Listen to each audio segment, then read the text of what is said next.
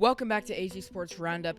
According to Pete Nakos and On3 Sports, Sam Leavitt is doubtful to return to ASU next season and will probably enter the transfer portal. Is this even credible? What does this mean for ASU? Also, we're going to break down how ASU could still make the Big 12 championship. We're going to need some chaos. Cue the intro.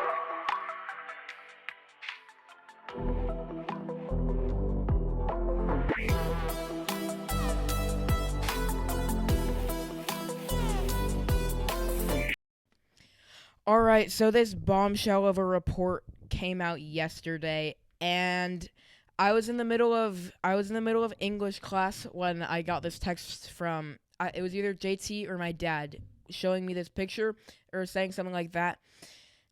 I remember I pounded the table, I was really loudly, and my friends saw and I was like, "Why'd you do that?" And I was like, "Yo, Sam Leavitt's entering the transfer portal reportedly," and it was like.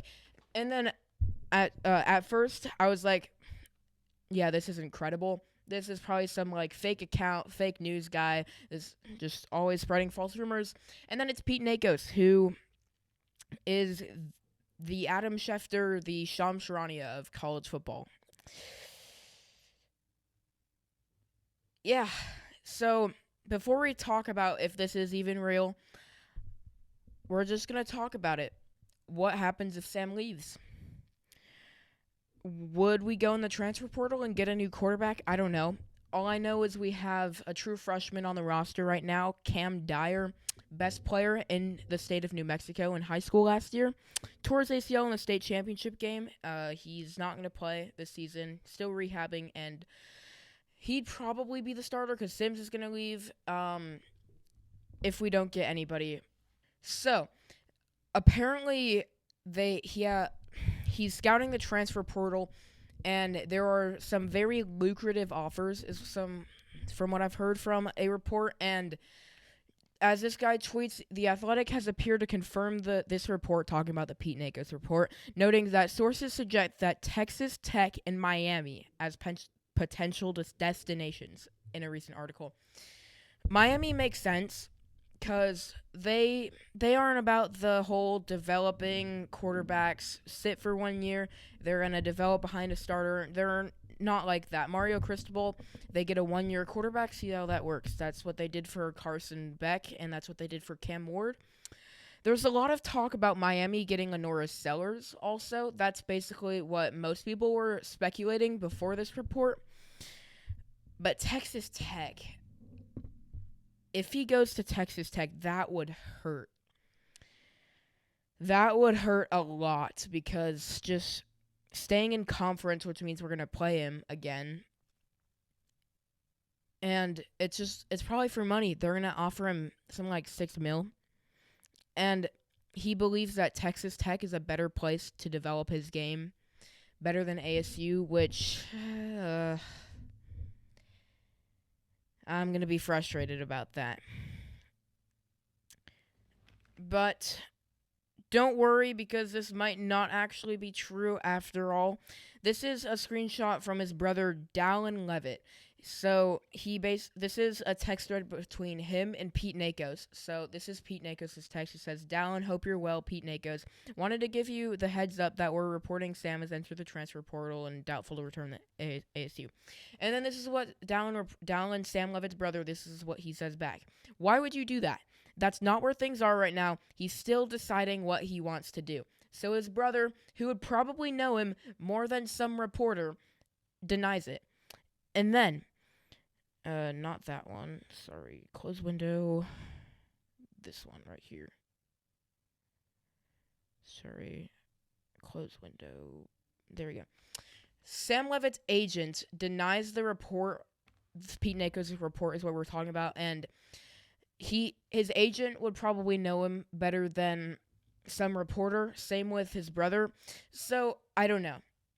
All I'm going to say is, I don't think that this report is 100% accurate. I don't think that Sam is... They make it sound like he's for sure leaving. He's not for sure leaving.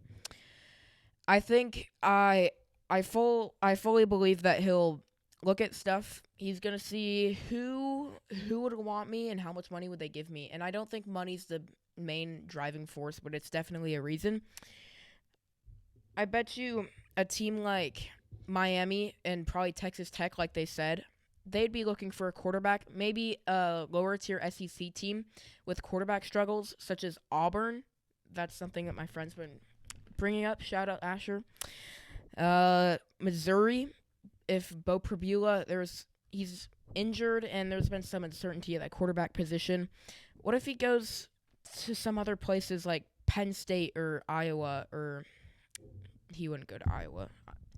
I don't know. Just like there's a bunch of teams that need a quarterback that would gladly take Sam Leavitt, and there are a lot of teams with money, and I don't think money's the driving force because he already has money, and he's not the type of guy that's gonna go to a place where he doesn't want to go because they're offering him more money.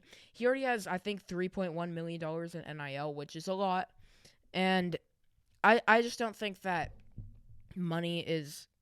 He's just not that type of player. I do think that he would be looking because we're just being honest. Ohio State is a better football program and will develop him better than ASU. Ohio State, Alabama, Georgia. They're just better programs at the moment. And he knows that. He's probably just looking to develop his game. That's my opinion. And develop his game. What place is going to develop his game and get him into the pros and just, yeah. And if he thinks that other places can do that other than ASU, better than ASU, so be it. I guarantee you Kenny Dillingham doesn't think that way. He's going to have a talk with Sam Leavitt. This is similar. You've probably heard this. It was after the 2023 season. He sat down with Cam Skattebo. Skattebo, he had an underrated season at a 3-9 program, could have transferred. And Kenny Dillingham, he's set the record straight. We're going to get you an offensive line. We're going to get you a quarterback and an offense, a functioning offense. What did they do? They went out. They got Ben Coleman. They got Maxi Hanachor, Leaf Fitanu. And they brought in Sam Leavitt and Jordan Tyson, and who knows it? Best offense in the Big 12. All major credit to Cam Skattebo, but I don't think if they had Leavitt or Tyson or that offensive line, they're not making the Big 12 championship. So I believe that Kenny Dillingham is going to have that same talk with Sam, convincing him to stay. I don't know what he's going to say, but I think he's going to say something on the lines of, Jordan Tyson is leaving, which he still has eligibility. I don't know why he would stay unless if a major injury. He's going to go in the first round, maybe a top 10, 15 draft pick. They're going to go, we're going to bring you a receiver. I guarantee you that there's a receiver that saw what Jordan did that will want to come here. We're going to rebuild the offensive line. Ben Coleman is, I think he's a senior. A lot of these guys are seniors, and I think we're going to build it around Wade Helton. He's young, but he has a lot of potential. We're going to get some guys, recruit, or people we develop are from the transfer portal. We're going to get an offensive line, and we're going to get you a receiver. We're going to get things better than they were last year, and this is the place that you are meant to stay. Whether Sam Leavitt agrees with that or whether Kenny Dillingham actually does that, it's one thing, but that's what I think. As of right now, I'm leaning to. Before this whole thing, I was thinking 90% Sam stays. That's dropped down to probably like 70, 75. But the whole thing that makes me mad is that the season is still going. We are in the Big 12 championship race. And if all this is going on, so be it. But the fact that they had to make this public, I guarantee you every single one of the players on ASU saw this. Whether they believe it or not, that's up to them. But I guarantee you every single player saw that. Do they want to make it a distraction? Because they're playing Colorado. Not a great team. At Colorado in cold weather, though. But Colorado's not a great team. They're kind of falling apart. But if they let Sam transfer, whatever, get into their head, I'm not going to say they're going to lose, but it's not going to be the prettiest of ball games. That's all I'm going to say.